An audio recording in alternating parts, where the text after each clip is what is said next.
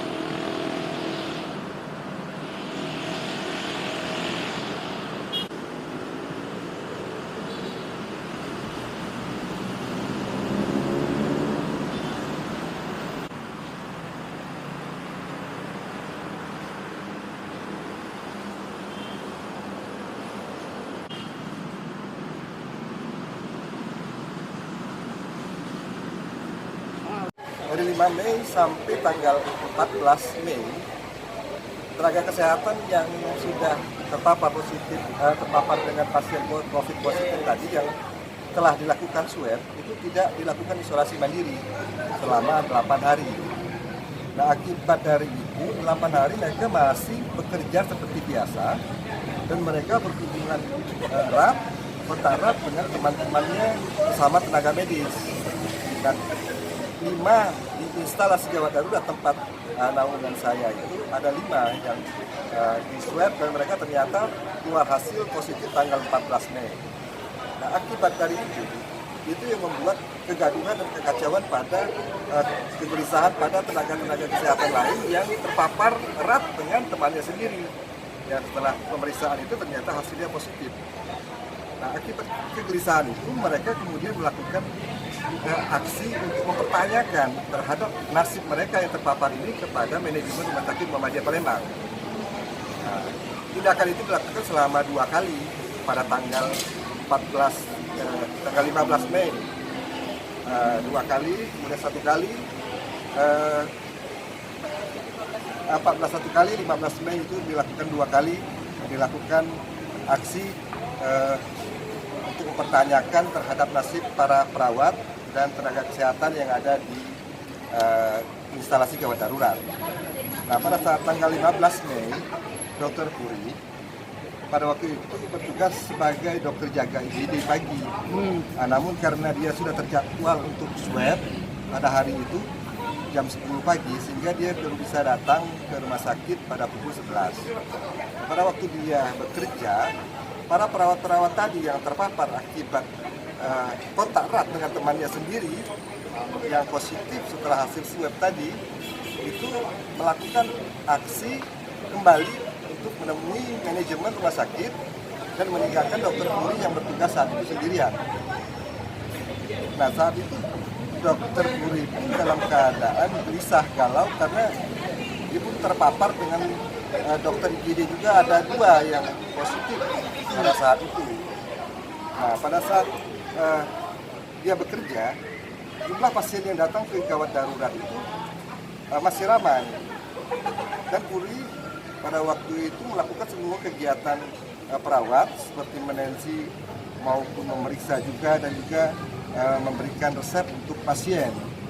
Nah, sedangkan dia sendiri merasa dirinya juga dalam keadaan yang kemungkinan positif. Nah, setelah 1 jam setelah itu, Dr. Puri merasa kewalahan, dia memberikan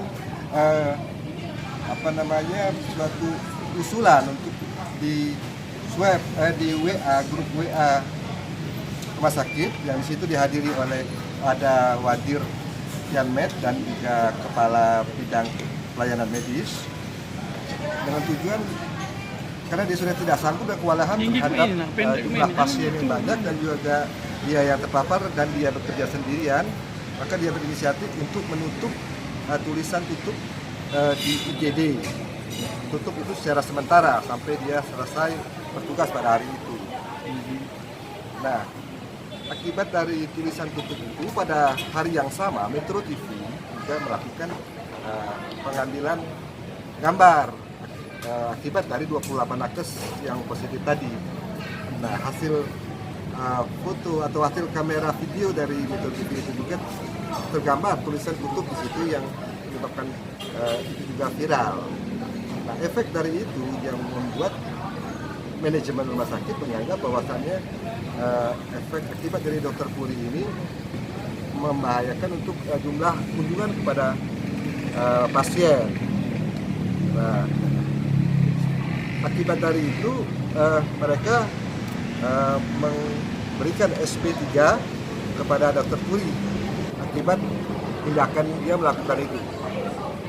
Dan padahal pada tanggal 20 setelah hasil swab Dr. Puri itu ternyata benar bahwasanya Dr. Puri ini positif hasil swabnya, dan bahkan juga ibundanya juga sempat tertular positif pada pemeriksaan bersamaan dengan Dr. Puri.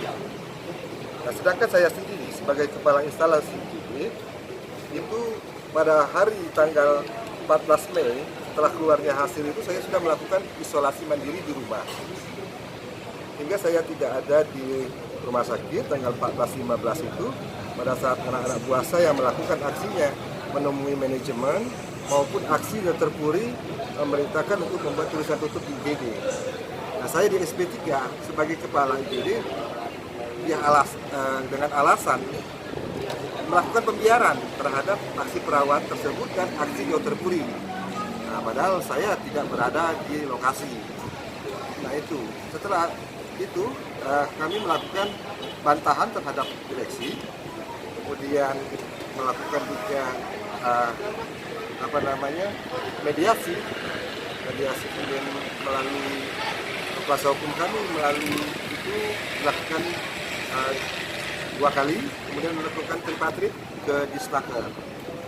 Nah, pada Disnaker juga telah memberikan anjuran kepada kedua belah pihak untuk jelas pada untuk rumah sakit untuk mencabut SP3 kami itu, kemudian mengembalikan hak-hak kami dan memerintahkan kami untuk bekerja kembali dan melapor.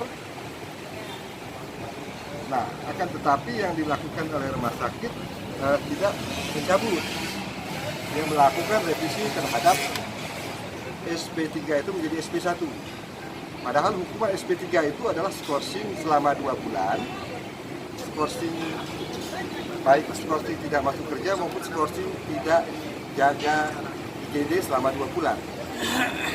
Nah, skorsing itu sudah kami jalani, sudah selesai, dan dia merevisi itu sebagai SP1. Nah, tentunya kami tidak terima karena SP1 tidak ada skorsing-skorsingan.